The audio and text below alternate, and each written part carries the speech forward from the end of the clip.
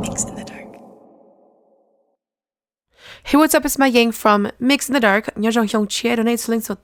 Happy New Year to everyone. I hope you all had some time to be with your friends and family, and it was definitely a long holiday for me, and I'm so excited to be back. I literally almost did not make it to year 2024, and let me explain why.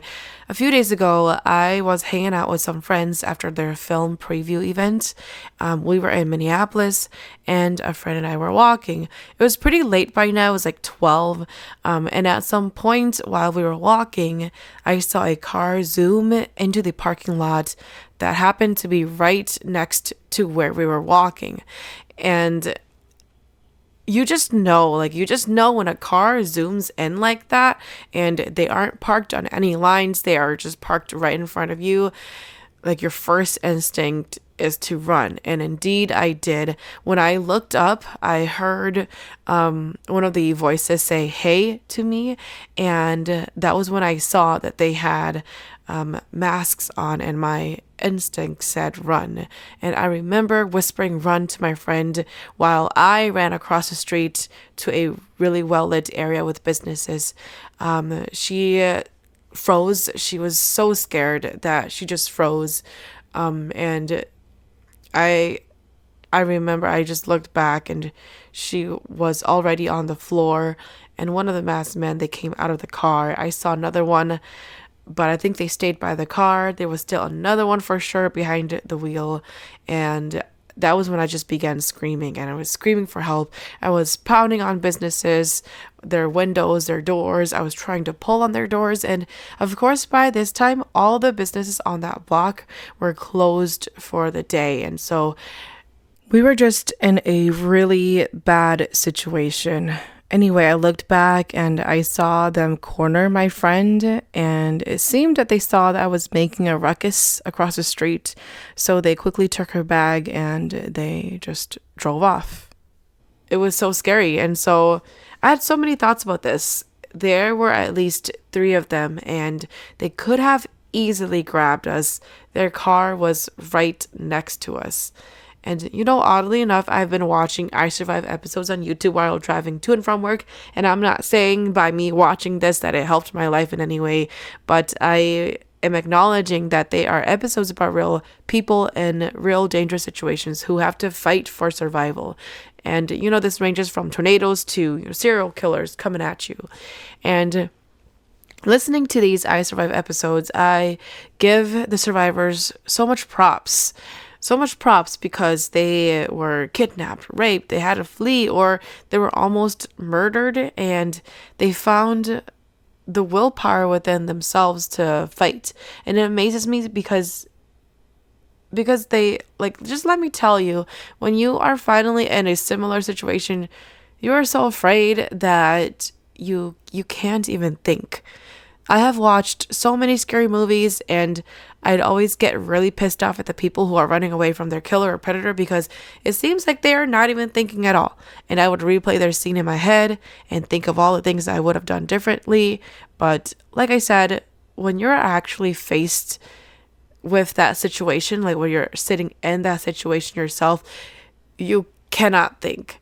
So whether you were fleeing like what I did, or whether you froze and fell with, like what my friend did, I think those are all valid. You couldn't predict that was going to happen to you at the moment. And so that reaction was just fine. And, I remember someone telling me once that if I keep thinking about the could-haves, like I could have done this, could have done that, it would eat me away. And we actually got a chance to talk to the police about this. I felt they were good at assuring us that we did everything correctly and that it was normal to not remember something that happened so fast. And I'm going to give myself and my friend that grace that this was actually a very scary situation, and we did everything that we could for those few minutes, and we are both alive and at home. And with that in mind, and looking ahead to a new year, I truly hope everyone is safe and loved. I truly hope we do not take our lives for granted, and we prioritize ourselves and the ones we love most. This leads us into our very first story of the year. This one is about two very trying sisters. Again, Happy New Year and enjoy the story.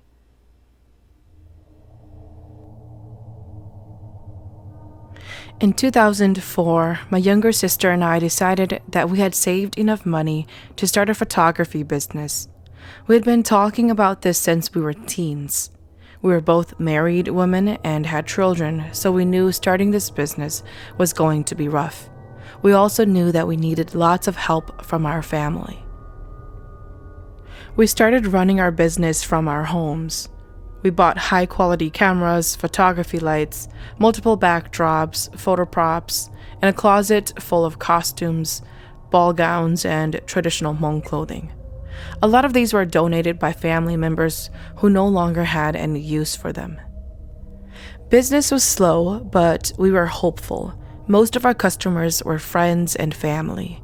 We were busier during holidays and slower all the other days. We were young and still learning lots of things. We were especially new to Photoshop, so it took some time for us to advance.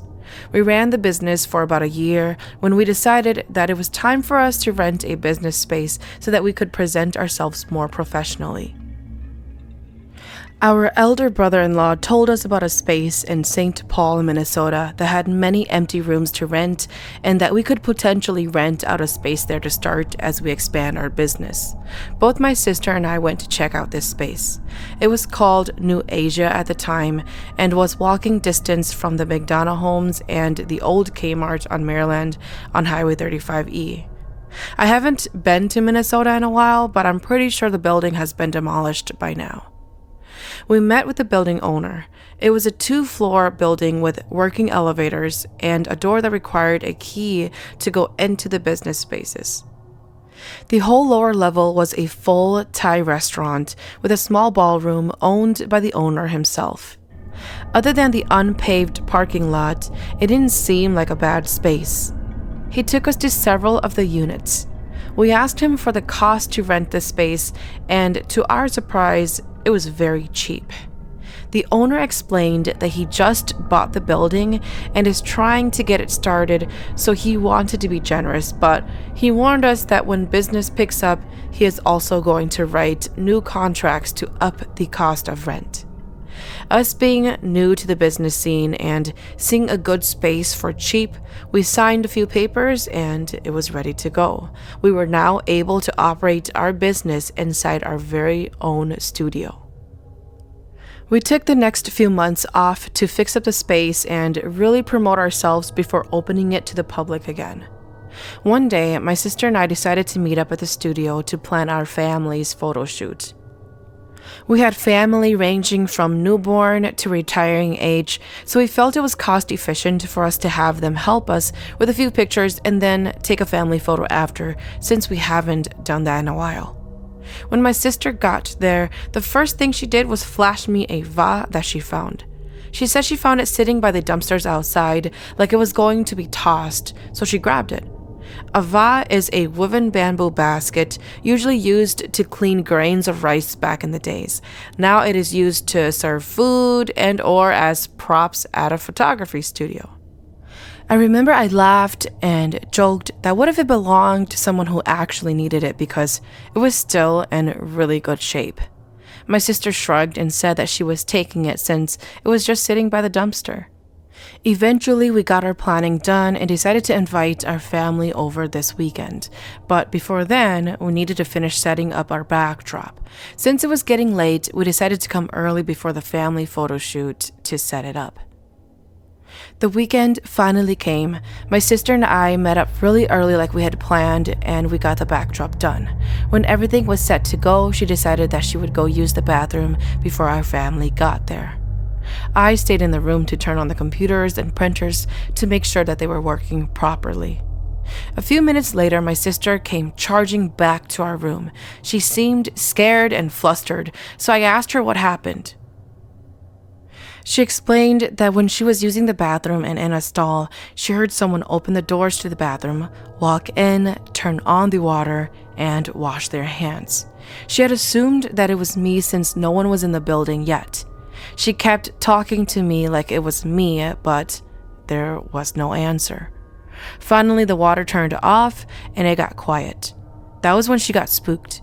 She finished her business and ran out after. She didn't even wash her hands, she just came flying back. I laughed and told her that she was gross and that she needed to go wash her hands. Both her and I ended up going together. I am a big skeptic compared to my sister. I thought it was a squatter, like a homeless person who is illegally occupying the space without the business owner's knowledge, while my sister thought that maybe the building was haunted, which I wouldn't doubt. That building was pretty creepy, but I was not going to let that bother me. We decided that we were going to call the owner later and let him know so that he can look more into it. When our family got to the studio space, I let them tour the building a bit. I showed them the restaurant downstairs and said that we could eat there after if they would like.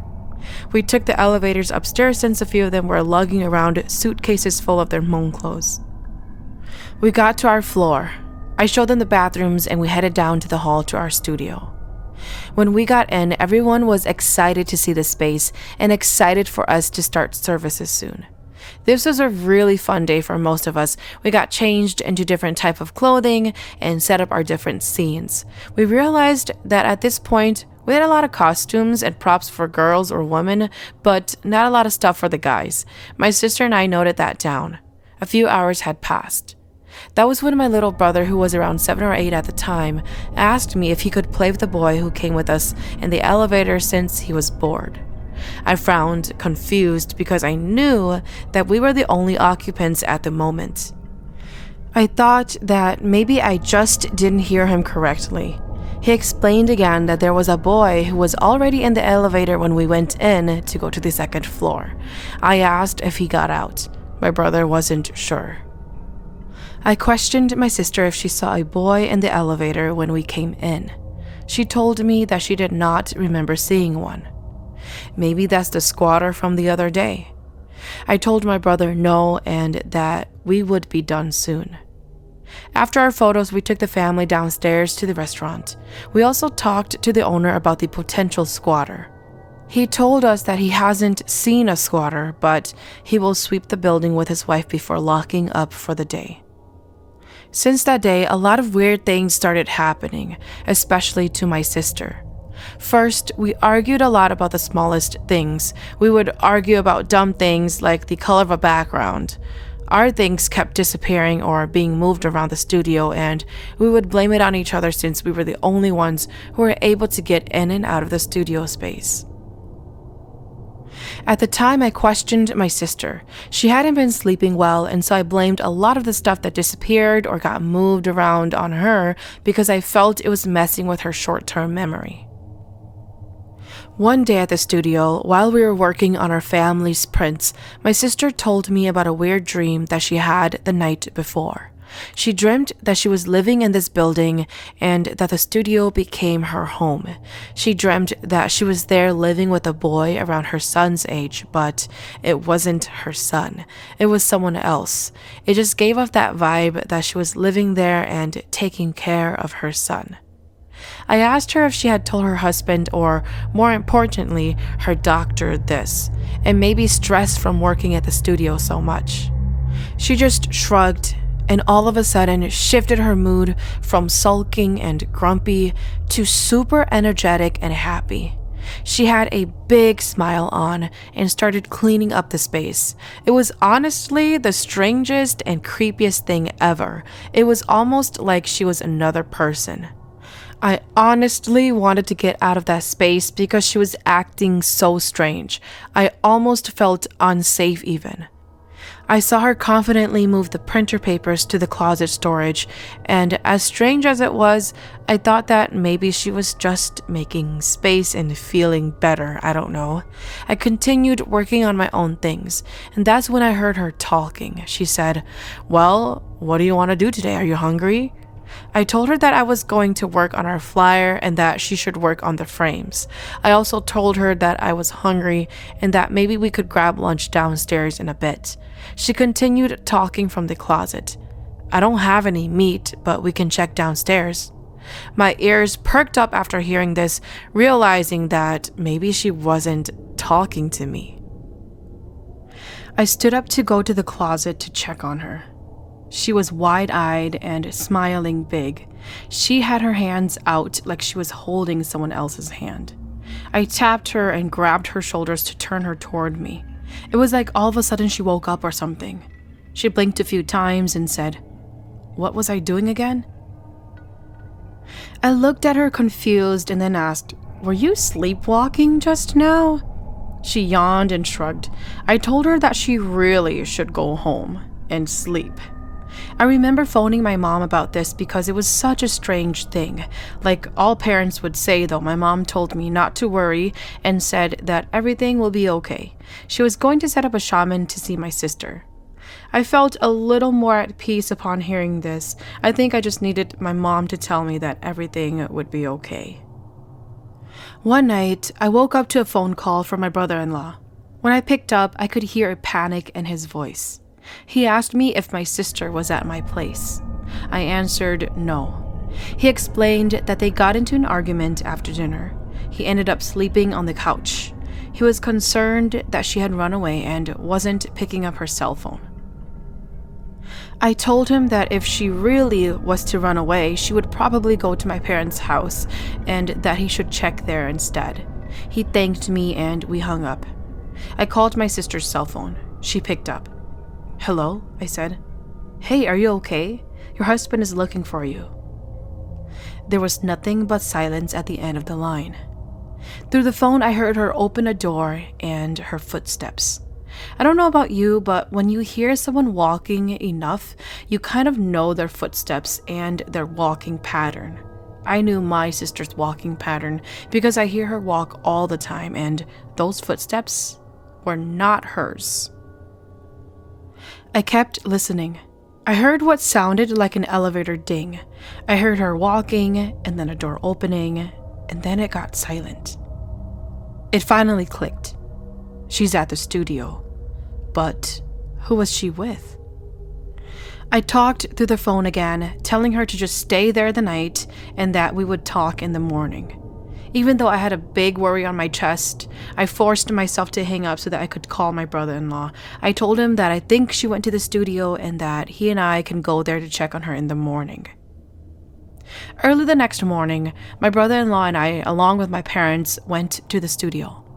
I was honestly a bit skeptical about bringing all of them along with me because I wasn't sure if I was going to find her with someone else at the studio since I heard someone else's footsteps through the phone last night, or that she wasn't there at all and maybe I just heard wrong. We took the elevators and it had the same ding that I heard on the phone last night. We got to the studio doors. I unlocked it. We found my sister sprawled on the floor. The creepy thing about all of this was that she had put on some of our Hmong clothes from our closet. I screamed at the sight. You don't know how scary it is to find someone unconscious and wearing Hmong clothes. Hmong folks dress their loved ones in Hmong clothing when they pass, and that's what it reminded me of. My mom was the first to step toward her and lift her torso. My sister started waking up. Thank God she wasn't dead. She opened her eyes and made a confused face. Where am I? What are you all doing here? We looked at each other. My dad then said, "You ran away from home." She looked around shocked and said, "The last thing I remembered was that I went to sleep in my bed." I did a quick sweep of the studio. I noticed that our printer was opened. I walked over, kind of annoyed that she made such a mess, and I wasn't up for finding a broken printer either. I inspected the printer, and that's when I saw that there were little handprints all over the glass of the printer. I pulled my brother-in-law aside and pointed to the glass. I whispered, "That's not from us." He made a puzzled face and slowly walked away to my sister, not sharing his thoughts with me at all. We helped her up, and my brother-in-law took her home. I went to lock up and then went to find the owner so that I could ask him a few questions. He was in the kitchen of his restaurant. I asked if he ever inspected the building that last time I told him about the squatter, and he told me that he did. I then asked him straight up if he thought the building was haunted and if he ever sees or senses things around the building. He said that he actually felt more comfortable in the building knowing that my sister and I are in and around. He also told me that he had other business people who were going to start renting the space starting next week. I thanked him even though he was absolutely no help at all and left for home. My brother-in-law called me concerned about my sister. He explained that she had been sleepwalking around the house. One night, he found her sitting down in the living room in the dark. She was playing with her son's car collection like how she would with her son. Another night, he found her making a meal and setting the table meant for two. He was creeped out. Their kids have caught on and they are now afraid of her. I didn't know what to do with that information other than tell my brother-in-law to visit the doctors so that they can check her out, prescribe medication, or suggest changes in routine that may help her. He told me that my mom has set up a shaman to come and visit them in the morning, so he was going to go through with that first before the doctors. I opted to not go since I was busy with my own things. My mom called me that afternoon to not go to the studio for a while. I asked her why. My mom explained what the shaman found. The shaman saw a boy following my sister around. He isn't originally from the building, but became attached to her because she picked up something that he was attached to before. My mom asked if I knew what it was. I explained that she did pick up a va next to the dumpsters at the building. My mom then explained that she must have picked up a va that was meant to be abandoned. Some Hmong folks get followed by different ghosts, and sometimes they send these ghosts away on a va. It could also be a va thrown away after funeral practices, which are all things I've never heard of, but what do I know? The shaman negotiated with the boy for a long time. Apparently, it was a lake demon that followed someone home because he thought that it was his mom. He was then sent away by that family and attached itself onto my sister because she seemed like she would be a good mom. He agreed to let go if they were able to take him back to the lake where he came from. I don't know what else happened because that was all the information given to me, and understandably, it seemed no one wanted to talk about it. We also had the shaman come by to blast our photography studio. Even then, I was uncomfortable going into that studio. We kind of left it for a month alone.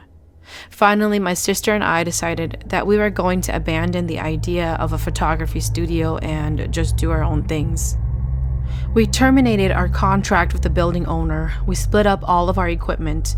We donated our props and costumes to other photography studios that we know of, and we never talked about doing a studio again. It has been a very long time since that incident. My sister is doing well. She has had 4 more kids since the incident, and like I said, it's something no one really brings up anymore. Why bring up things that are already fixed and gone? Thank you for listening to Mix in the Dark. I am your host, MaiYang. Mix in the Dark is available on Spotify, Apple Podcast, or wherever you listen to your favorite podcast series. If you have a story that you would like to share, please send it to myxinthedark@gmail.com. If there's a story that you really enjoyed, feel free to hit up my tip jar on Venmo. Just search Mix in the Dark on the business tab.